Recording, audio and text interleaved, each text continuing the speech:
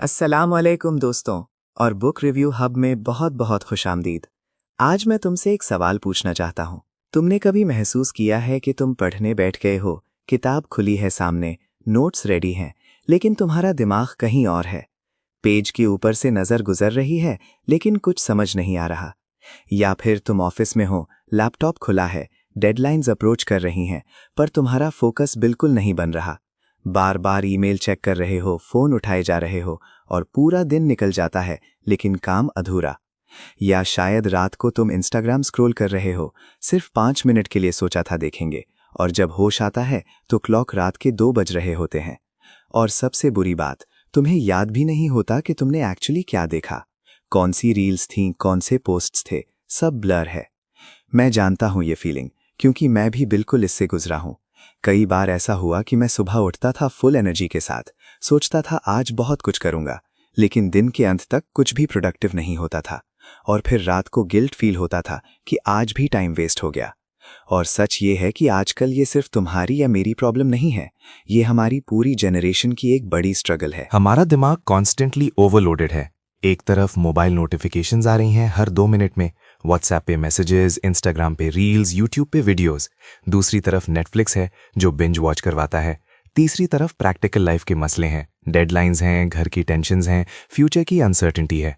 और इस सब केओस में हमारा ब्रेन कंप्लीटली कंफ्यूज हो जाता है कि एक्चुअली क्या इंपॉर्टेंट है और क्या नहीं, कहाँ फोकस करना है और कहाँ नहीं। पर अगर मैं तुमसे कहूँ कि ये सब प्रॉब्लम्स जो तुम फेस कर रहे हो, ये इसलिए नहीं है क्योंकि तुम लेजी हो या तुम कमज़ोर हो, ये इसलिए है क्योंकि हम अपने दिमाग को प्रॉपर्ली समझते ही नहीं। हम अपने ब्रेन के अगेंस्ट काम कर रहे हैं, जबकि हमें उसके साथ उसकी नेचुरल फंक्शनिंग के मुताबिक काम करना चाहिए। आज मैं तुम्हारे साथ शेयर करने वाला हूँ एक अमेजिंग बुक जो साइंटिफिकली तुम्हारी ये सारी प्रॉब्लम सॉल्व कर सकती है। इस बुक का नाम है ब्रेन रूल्स और इसको लिखा है जॉन मेरीना ने। जॉन मेरीना एक मोलेकुलर बायोलॉजिस्ट हैं जो कई सालों से ब्रेन रिसर्च पर काम कर रहे हैं। उन्होंने यूनिवर्सिटीज़ में पढ़ाया है और हज़ारों स्टडीज़ को एनालाइज किया है। उन्होंने सालों की कॉम्प्लेक्स रिसर्च को लेकर इस बुक में सिंप्लीफाई किया है ताकि कॉमन लोग भी अपने दिमाग को समझ सकें और इफेक्टिवली यूज़ कर सकें। अब प्रैक्टिकल एग्जाम्पल देखो। सोचो एक स्टूडेंट है जो सुबह से शाम तक पढ़ने के लिए बैठा रहता है। सोचता है कि अगर मैं कंटिन्यूअसली पढ़ूंगा तो ज्यादा याद होगा, पर रियलिटी ये है कि उसका बॉडी स्टिफ हो जाता है, ब्लड सर्कुलेशन स्लो हो जाता है, दिमाग ऑक्सीजन स्टार्व्ड हो जाता है और रिजल्ट हर चीज भूल जाती है। दूसरी तरफ एक स्टूडेंट है जो हर घंटे में 5 मिनट वॉक करता है या थोड़ा स्ट्रेच करता है। उसका ब्रेन फ्रेश ऑक्सीजन ले रहा है, उसकी एनर्जी लेवल स्टेबल है और वो एक्चुअली ज्यादा इफेक्टिवली सीख रहा है। मुझे अपनी यूनिवर्सिटी की एक मेमोरी याद है। जब मैं फाइनल ईयर में था, मेरे एग्जाम्स आ रहे थे और मैं सोचता था कि कंटिन्यूअसली 5-6 घंटे बैठे रहना ही प्रोडक्टिविटी है, ब्रेक लेना टाइम वेस्ट समझता था। पर रिजल्ट, मेरे मार्क्स एक्सपेक्टेड से कम आते थे, कॉन्सेप्ट्स याद नहीं रहते थे और फ्रस्ट्रेशन बहुत ज्यादा होती थी। फिर एक फ्रेंड ने मुझे सजेस्ट किया कि ट्राई करके देखो, थोड़ी मूवमेंट ऐड करो। मैंने एक सिंपल एक्सपेरिमेंट किया। हर घंटे में सिर्फ 5 मिनट के लिए उठकर अपने हॉस्टल के कॉरिडोर में वॉक की, कभी स्टेयर्स यूज किए। और ऑनेस्टली पहले तो मुझे लगा ये टाइम वेस्ट है, पर जब रिजल्ट्स आए तो मैं शॉक था। मेरी रिटेंशन ड्रामेटिकली इंप्रूव हुई। जो चैप्टर मुझे पहले 2 बार पढ़ने पर समझ आता था, वो एक बार में ही क्लियर हो गया। कॉन्सेप्ट्स ज्यादा समझ आने लगे। अब सोचो, अगर तुम स्टूडेंट हो और एग्जाम से पहले सिर्फ पढ़ते रहो तो तुम्हारा ब्रेन थक जाता है, पर अगर तुम थोड़ी मूवमेंट ऐड करो तो तुम्हारा ब्रेन फ्रेश रहता है। अगर तुम जॉब करते हो और पूरा दिन डेस्क पे बैठे रहते हो तो शाम तक तुम्हारा फोकस बिल्कुल जीरो हो जाता है। पर अगर तुम लंच ब्रेक में थोड़ी वॉक करो या स्टेयर्स यूज करो लिफ्ट की जगह, तो तुम्हारी प्रोडक्टिविटी डबल हो जाती है। तो एक्शन स्टेप ये है, आज से ही शुरू करो। सुबह 15 मिनट वॉक करो, ऑफिस में स्टेयर्स यूज करो, पढ़ते वक्त ब्रेक्स लो और थोड़ा मूव करो। तुम्हारा ब्रेन तुम्हारा शुक्रिया अदा करेगा, आई प्रॉमिस। अब आते हैं दूसरे रूल पर, और ये रूल बहुत इंटरेस्टिंग है, सर्वाइवल।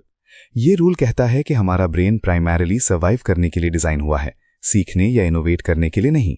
मतलब ये कि तुम्हारे दिमाग की पहली प्रायोरिटी ये चेक करना है कि कोई डेंजर तो नहीं, मैं सेफ हूं या नहीं, मेरे बेसिक नीड्स फुलफिल हो रही हैं या नहीं। और जब तक ये इंश्योर नहीं हो जाता, तुम्हारा ब्रेन इफेक्टिवली कुछ और नहीं कर सकता। अब तुम सोचोगे, ये कॉन्सेप्ट मेरे स्टडीज या जॉब से कैसे रिलेट करता है? सुनो ध्यान से। अगर तुम कॉन्स्टेंटली स्ट्रेस्ड हो, अगर तुम्हें हर वक्त वरी हो रही है कि एग्जाम में फेल हो जाऊंगा, मेरे मार्क्स कम आएंगे, मेरी जॉब चली जाएगी, घर वाले नाराज होंगे, रिश्तेदारों के सामने क्या मुंह दिखाऊंगा, तो तुम्हारा ब्रेन ऑटोमैटिकली सर्वाइवल मोड में चला जाता है। और जब ब्रेन सर्वाइवल मोड में होता है तो वो लर्निंग, क्रिएटिविटी, प्रॉब्लम सॉल्विंग ये सब सेकेंडरी हो जाते हैं। ब्रेन सिर्फ थ्रेट को हैंडल करने में लगा रहता है। इसीलिए नोटिस करो कि जब तुम बहुत ज़्यादा स्ट्रेस्ड होते हो तब तुम्हारा दिमाग खराब काम करता है। सिंपल क्वेश्चंस भी मुश्किल लगते हैं, डिसीजंस भी गलत होते हैं। पाकिस्तानी कॉन्टेक्स्ट में ये बहुत कॉमन है। देखो एक टिपिकल स्टूडेंट का हाल। उसके पेरेंट्स प्रेशर डाल रहे हैं कि टॉप करना है, रिलेटिव्स कंपेयर कर रहे हैं दूसरे बच्चों से, टीचर्स कहते हैं कि तुमसे तो ये नहीं होगा, और वो बच्चा कॉन्स्टेंटली एंग्जाइटी में रहता है। अब ये एंग्जाइटी उसके ब्रेन को सर्वाइवल मोड में रख देती है। रिजल्ट, जो बच्चा एक्चुअली टैलेंटेड है वो अंडर परफॉर्म कर रहा है। सिमिलरली एक ऑफिस वर्कर जो कॉन्स्टेंटली फियर में रहता है कि मेरी जॉब ना चली जाए, वो अपने काम में इफेक्टिवली कंट्रीब्यूट नहीं कर पाता क्योंकि उसका ब्रेन फियर हैंडल करने में बिजी है। मुझे एक क्लोज फ्रेंड याद है जो CSS की तैयारी कर रहा था कुछ साल पहले। बहुत इंटेलिजेंट बंदा था, उसकी प्रिपरेशन भी सॉलिड थी, लेकिन उसकी एंग्जाइटी लेवल इतनी ज़्यादा थी कि वो दिन रात बस यही सोचता रहता था कि क्या होगा अगर मैं फेल हो गया। घर वालों ने बहुत पैसा इन्वेस्ट किया है, रिश्तेदारों को बता दिया है, अब अगर नहीं हुआ तो क्या होगा। ये थॉट्स उसके दिमाग में हर वक्त घूमते रहते। रिजल्ट, वो सोते वक्त भी एग्जाम के बारे में नाइटमेयर्स देखता। उसकी हेल्थ भी खराब होने लगी, कंसंट्रेशन बिल्कुल जीरो हो गई, 2 अटेम्प्ट्स में फेल हो गया। फिर उसने थेरेपी ली, उसने माइंडफुलनेस और मेडिटेशन सीखी, उसने अपनी एंग्जाइटी को कंट्रोल करना सीखा। जब उसका ब्रेन रिलैक्स्ड हुआ, जब वो सर्वाइवल मोड से बाहर आया, तब उसकी एक्चुअल पोटेंशियल सामने आई। तीसरे अटेम्प्ट में वो क्लियर हो गया। तो लेसन ये है कि अगर तुम चाहते हो कि तुम्हारा ब्रेन इफेक्टिवली काम करे, इसको पहले सेफ फील करना होगा। तुम स्ट्रेस को कंप्लीटली खत्म तो नहीं कर सकते, लेकिन मैनेज जरूर कर सकते हो। डीप ब्रीदिंग एक्सरसाइजेस करो जब एंग्जाइटी आ रही हो। मेडिटेशन ट्राई करो, इवन इफ सिर्फ 5 मिनट की। अपने दोस्तों और फैमिली के साथ क्वालिटी टाइम स्पेंड करो। अपनी फीलिंग्स शेयर करो, अंदर मत रखो। जब तुम्हारा दिमाग रिलैक्स्ड और सेफ फील करेगा, तभी वो लर्निंग और प्रोडक्टिविटी के लिए रेडी होगा। तीसरा रूल है कि हर ब्रेन अलग है, और ये रूल बहुत एम्पावरिंग है। ये कहता है कि कोई भी 2 लोगों के दिमाग बिल्कुल एक जैसे नहीं होते। तुम्हारा लर्निंग स्टाइल अलग है, तुम्हारे दोस्त का अलग। किसी को विजुअल लर्निंग पसंद है, कलर्स और डायग्राम से याद होता है। किसी को ऑडियो लर्निंग पसंद है, सुनने से समझ आता है। किसी को काइनेस्थेटिक लर्निंग पसंद है, हैंड्स ऑन करके सीखना। किसी को सुबह का टाइम बेस्ट है, किसी को रात का। किसी को अकेले पढ़ना अच्छा लगता है, किसी को ग्रुप्स में डिस्कस करना। लेकिन अनफॉर्चुनेटली हमारी एजुकेशन सिस्टम ये डाइवर्सिटी समझती नहीं। देखो, स्कूल और कॉलेजेस में सबको एक ही तरह से पढ़ाया जाता है। टीचर ब्लैक बोर्ड पे लिखता है, स्टूडेंट्स नोट्स बनाते हैं, फिर टेस्ट होता है। अगर किसी का लर्निंग स्टाइल ये नहीं है तो वो ऑटोमेटिकली वीक लेबल हो जाता है। उसे लेजी कहा जाता है, मेहनत नहीं करता, ध्यान नहीं देता, इन सब चीजों का इल्जाम लगता है। जबकि रियलिटी ये है कि उसका दिमाग सिर्फ डिफरेंटली वायर्ड है। मैं तुम्हें अपनी बात बताता हूं। जब मैं यूनिवर्सिटी में था तो मेरी क्लास में एक लड़की थी, उसका नाम आयशा था। थियोरेटिकल लेक्चर्स में वो स्ट्रगल करती थी, नोट्स पढ़ने में इंटरेस्ट नहीं था। टीचर्स कहते थे कि वो वीक स्टूडेंट है, अटेंशन नहीं देती। पर जब भी कोई लैब वर्क होता, कोई प्रैक्टिकल प्रोजेक्ट होता, कोई हैंड्स ऑन एक्टिविटी होती, तो वो क्लास में सबसे बेहतर परफॉर्म करती थी। एक्चुअली वो वीक नहीं थी, बस उसकी लर्निंग स्टाइल डिफरेंट थी। वो प्रैक्टिकल लर्नर थी, बुक से नहीं बल्कि प्रैक्टिकली करके सीखती थी, बट सिस्टम ने उसे वीक लेबल कर दिया था। इसी तरह मेरा एक दोस्त था जो रात को पढ़ता था। सुबह उसको बिल्कुल नहीं बैठता था, पर घर वाले कहते थे ये तो लेजी है, रात को जागकर टाइम वेस्ट करता है। लेकिन साइंटिफिकली वो रात का इंसान था, उसका ब्रेन रात को ज्यादा एक्टिव था। जब उसने अपने नेचुरल रिदम के मुताबिक पढ़ाई की तो उसके रिजल्ट्स ड्रामेटिकली इंप्रूव हुए। तो तुम्हें क्या करना है? पहले खुद को समझो, नोटिस करो कि तुम्हें कब और कैसे बेहतर याद होता है। अगर तुम मॉर्निंग पर्सन हो जो सुबह फ्रेश फील करते हो तो अपने इंपॉर्टेंट काम सुबह करो। अगर नाइट आउल हो तो रात को यूटिलाइज करो। अगर तुम्हें डायग्राम्स और कलर्स से याद होता है तो विजुअल नोट्स बनाओ, माइंड मैप्स यूज करो।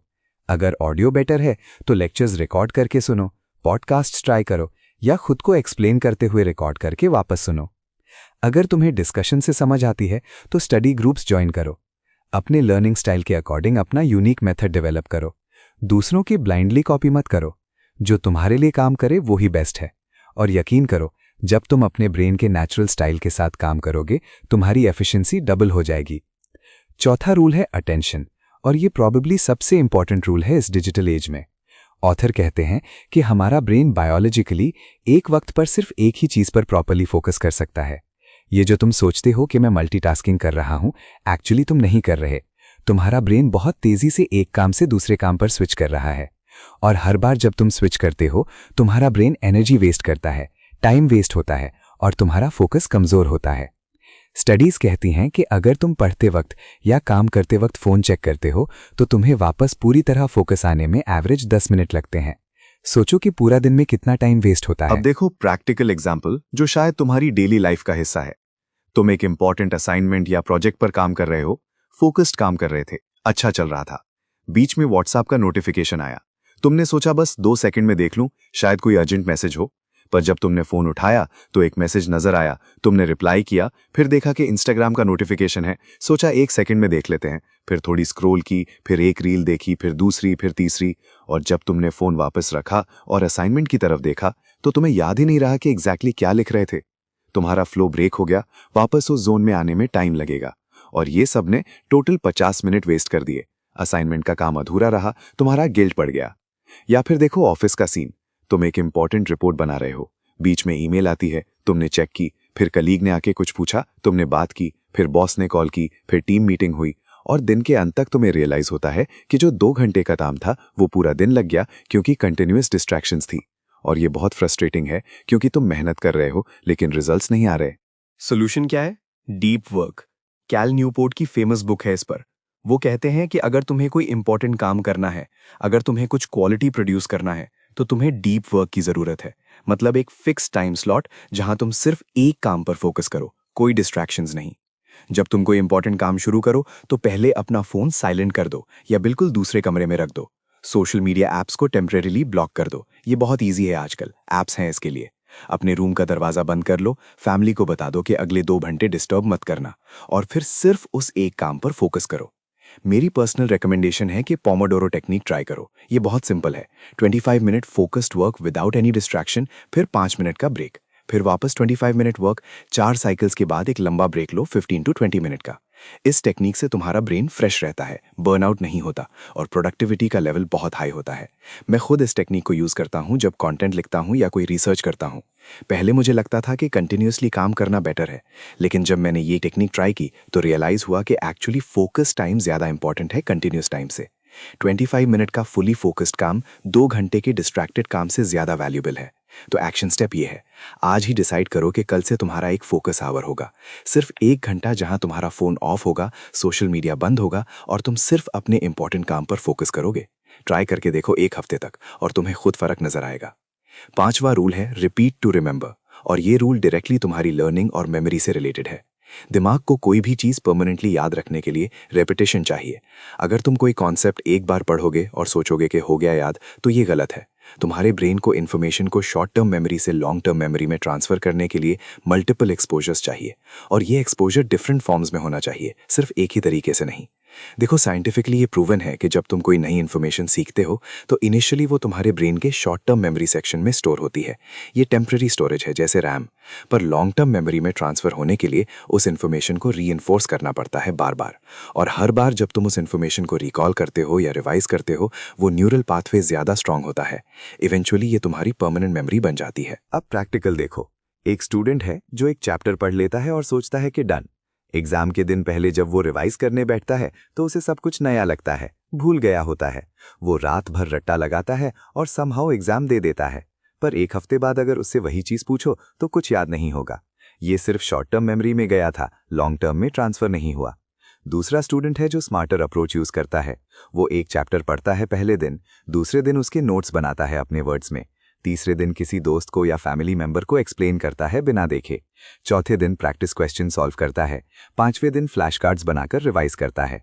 ये सब डिफरेंट फॉर्म्स में रेपिटेशन है, और इस तरीके से वो कंसेप्ट परमानेंटली याद हो जाता है, रट्टा नहीं लगाना पड़ता। मेरी अप्रोच ये थी जब मैं सीए की तैयारी कर रहा था।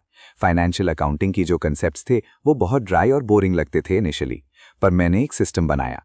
जब मैं कोई नया टॉपिक पढ़ता, पहले मैं थरली रीड करता, फिर दूसरे दिन मैं अपने हाथ से नोट्स लिखता, डायग्राम्स बनाता, तीसरे दिन मैं अपने एक दोस्त को कॉल करके उसे एक्सप्लेन करता बिना नोट्स देखे। वो मुझसे क्वेश्चंस पूछता और मैं आंसर देता। चौथे दिन मैं पास्ट पेपर्स के क्वेश्चन सॉल्व करता, और हर हफ्ते एंड में मैं सब टॉपिक्स को एक बार क्विकली रिवाइज करता। ये रेपिटेशंस अलग अलग फॉर्म्स में थी, और इस वजह से मुझे कभी रट्टा लगाने की जरूरत नहीं पड़ी। कंसेप्ट्स डीपली समझ आ गए थे। तो अगर तुम भी चाहते हो कि एग्जाम्स में रट्टा ना लगाना पड़े, अगर चाहते हो कि जो सीखो वो परमानेंटली याद रहे, तो डेली रिवीजन करो। हर कंसेप्ट को बार बार डिफरेंट तरीके से देखो। किसी को पढ़ाओ, एक्सप्लेन करो, क्वेश्चन सॉल्व करो, फ्लैश कार्ड्स यूज करो, माइंड मैप्स बनाओ, वीडियोस देखो। Repetition is the mother of learning, ये कोट याद रखो। छठा रूल है स्लीप, और ये शायद सबसे ज्यादा इग्नोर होने वाला और अंडर एस्टिमेटेड रूल है हमारी सोसाइटी में। स्पेशली लोग सोचते हैं कि कम सोना सक्सेस का साइन है। रात भर जागकर पढ़ना या काम करना प्रोडक्टिविटी और डेडिकेशन का प्रूफ है। अगर कोई कहता है कि मैं रात को 3 बजे तक पढ़ता हूं तो लोग इंप्रेस्ड होते हैं, लेकिन रियलिटी बिल्कुल ऑपोजिट है। साइंस बिल्कुल क्लियरली कहती है कि प्रॉपर स्लीप तुम्हारे ब्रेन के लिए एब्सोल्यूट एसेंशियल है। जब तुम सोते हो तुम्हारा ब्रेन रेस्ट नहीं कर रहा होता, एक्चुअली वो बहुत इंपॉर्टेंट काम कर रहा होता है। तुम्हारा ब्रेन उस वक्त इंफॉर्मेशन प्रोसेस कर रहा होता है जो तुम दिन भर सीखते हो। वो मेमोरीज को कंसोलिडेट कर रहा होता है, मतलब शॉर्ट टर्म से लॉन्ग टर्म मेमोरी में ट्रांसफर कर रहा होता है। वो अननेसेसरी इंफॉर्मेशन को फिल्टर कर रहा होता है और इंपॉर्टेंट इंफॉर्मेशन को रिटेन कर रहा होता है। वो तुम्हारे ब्रेन सेल्स को रिपेयर और रिजुविनेट कर रहा होता है। अगर तुम प्रॉपरली नहीं सोते, ये सब प्रोसेसेस डिस्टर्ब हो जाते हैं। रिजल्ट, तुम्हारी मेमोरी वीक होगी, तुम्हारी डिसीजन मेकिंग एबिलिटी खराब होगी, तुम्हारा मूड इरिटेबल रहेगा, तुम्हारी क्रिएटिविटी खत्म हो जाएगी, तुम्हारी इम्यून सिस्टम वीक होगी और लॉन्ग टर्म में सीरियस हेल्थ इश्यूज भी हो सकते हैं। देखो, मैं समझता हूं कि स्पेशली स्टूडेंट्स और यंग प्रोफेशनल्स के लिए प्रॉपर सोना बहुत मुश्किल है। एग्जाम से पहले तो लगता है कि रात भर जागना ही पड़ेगा, या ऑफिस में लेट तक काम करना डेडिकेशन समझा जाता है, या फिर सोशल लाइफ भी है, फ्रेंड्स के साथ टाइम स्पेंड करना है। सब कुछ एक साथ मैनेज करते करते नींद सैक्रिफाइस हो जाती है। लेकिन ये तुम्हें शॉर्ट टर्म में प्रोडक्टिव फील करवा सकता है, पर लॉन्ग टर्म में तुम्हें डिस्ट्रॉय कर रहा है। मैं खुद इससे गुजरा हूं बहुत डीपली। जब मैं यूनिवर्सिटी में था, एक फेज आया जब मैं सोचता था कि नींद टाइम वेस्ट है। मैं दिन में क्लासेस अटेंड करता, शाम को फ्रेंड्स के साथ टाइम स्पेंड करता और रात को पढ़ता, असाइनमेंट्स करता। मेरी एवरेज नींद 4 to 5 आवर्स की होती थी। इनिशियली तो मुझे लगा कि मैं प्रोडक्टिव हूं, मैं सब मैनेज कर रहा हूं, लेकिन धीरे धीरे मेरी हेल्थ खराब होने लगी। मेरा कॉन्सेंट्रेशन जीरो हो गया। क्लास में बैठता तो नींद आती, पढ़ने में कुछ समझ नहीं आता था, मूड हमेशा ऑफ रहता, छोटी छोटी बातों पर गुस्सा आ जाता, एनर्जी बिल्कुल खत्म रहती और इवेंचुअली मेरे ग्रेड्स भी ड्रॉप होने लगे डिस्पाइट मेहनत करने के। तब जाकर रियलाइज हुआ कि ये लाइफस्टाइल सस्टेनेबल नहीं है। फिर मैंने अपनी स्लीप को प्रायोरिटी दिया। हर रात 7 से 8 घंटे सोना शुरू किया कंसिस्टेंटली। और मैं तुम्हें ऑनेस्टली बता रहा हूं, मेरी पूरी लाइफ चेंज हो गई। मेरी एनर्जी लेवल्स ड्रामेटिकली इंप्रूव हुई। सुबह उठता तो फ्रेश फील करता, कॉन्सेंट्रेशन बेटर हो गई, एक ही बार में चीजें समझ आने लगी, मेमोरी शार्प हो गई, मूड स्टेबल हो गया। और आयरॉनिकली, जब मैं कम घंटे जग रहा था तब ज्यादा प्रोडक्टिव था उन घंटों में। Quality over quantity.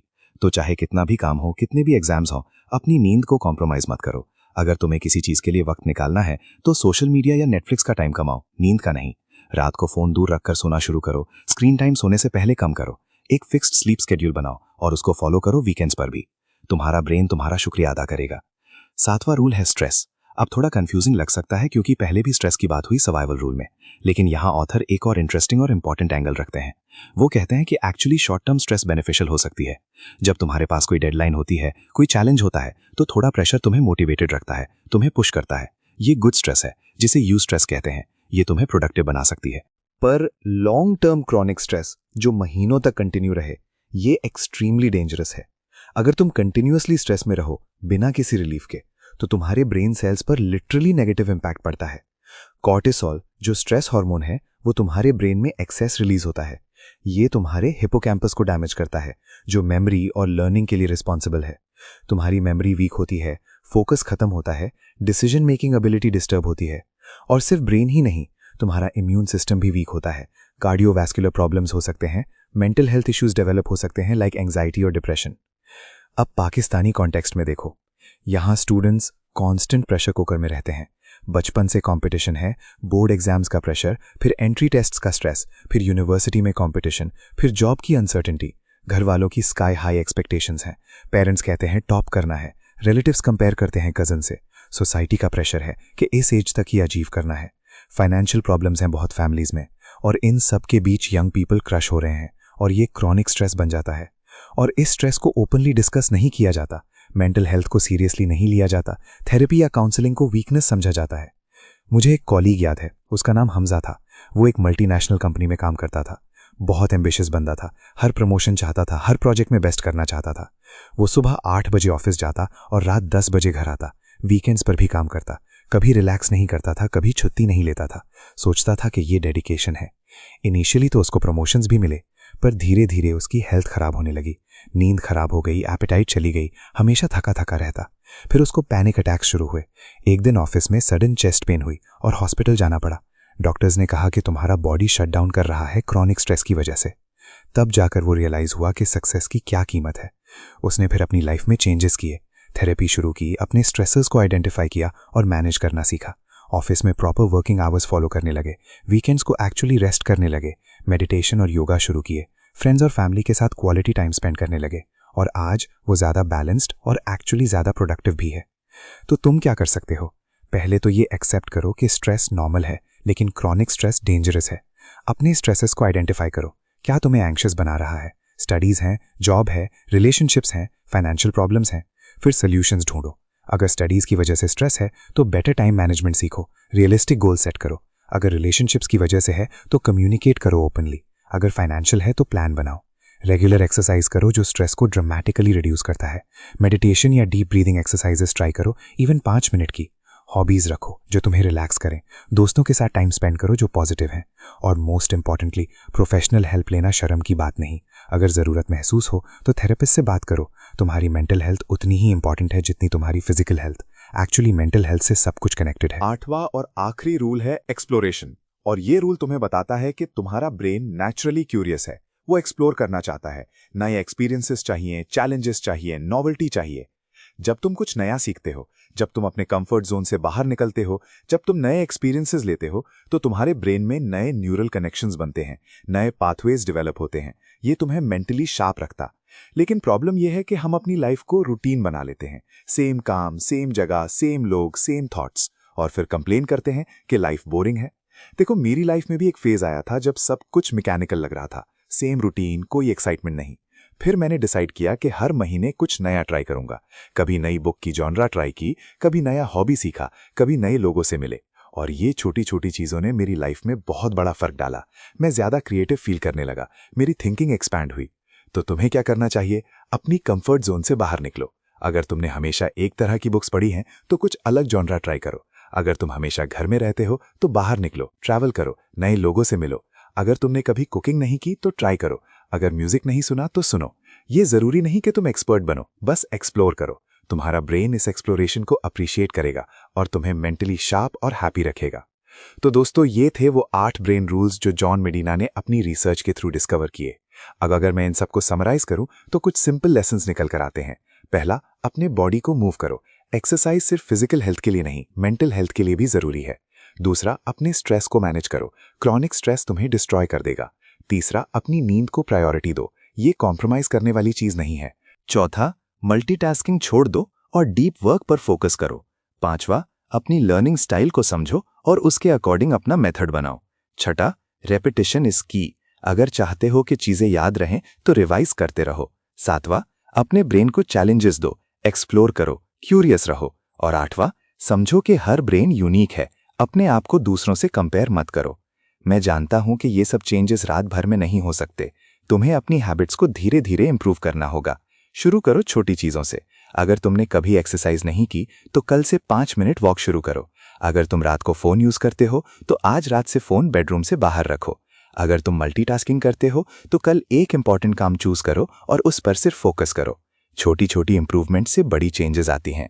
और अगर तुम मेरी तरह हो जो कभी फोकस नहीं कर पाते थे, जो हमेशा स्ट्रेस रहते थे, जो सोचते थे कि शायद मेरे दिमाग में कोई प्रॉब्लम है, तो समझ जाओ कि तुम्हारे साथ कुछ गलत नहीं। बस तुम्हें अपने ब्रेन को समझना है और उसके साथ काम करना है, उसके अगेंस्ट नहीं। जब तुम अपने ब्रेन के रूल्स फॉलो करोगे तब तुम रियलाइज करोगे कि तुम कितना कुछ कर सकते हो। तुम्हारी प्रोडक्टिविटी बढ़ जाएगी, तुम्हारा फोकस इंप्रूव होगा, तुम्हारी लर्निंग फास्ट होगी और तुम्हारी ओवरऑल वेलबींग भी बेहतर होगी। तो दोस्तों, अगर आज की वीडियो से तुम्हें कुछ सीखने को मिला, अगर तुम्हें ये ब्रेन रूल्स यूजफुल लगे तो प्लीज़ इस वीडियो को लाइक करें, अपने उन दोस्तों के साथ शेयर करें जो एग्जाम की तैयारी कर रहे हैं, जो जॉब में स्ट्रगल कर रहे हैं या जो अपनी प्रोडक्टिविटी इंप्रूव करना चाहते हैं। और अगर तुमने अभी तक हमारे चैनल को सब्सक्राइब नहीं किया तो प्लीज़ सब्सक्राइब कर लें, क्योंकि हम ऐसे ही यूजफुल और प्रैक्टिकल बुक्स की समरीज लेते रहेंगे जो तुम्हारी लाइफ को बेटर बनाए। कमेंट्स में ज़रूर बताना कि इन 8 रूल्स में से तुम्हें कौन सा रूल सबसे ज़्यादा पसंद आया और तुम कल से कौन सा एक चेंज अपनी लाइफ में लाना चाहते हो। अल्लाह हाफिज दोस्तों, और याद रखना तुम्हारा ब्रेन तुम्हारी सबसे पावरफुल एसेट है। इसको समझो, इसकी केयर करो और देखो कैसे तुम्हारी जिंदगी ट्रांसफॉर्म होती है।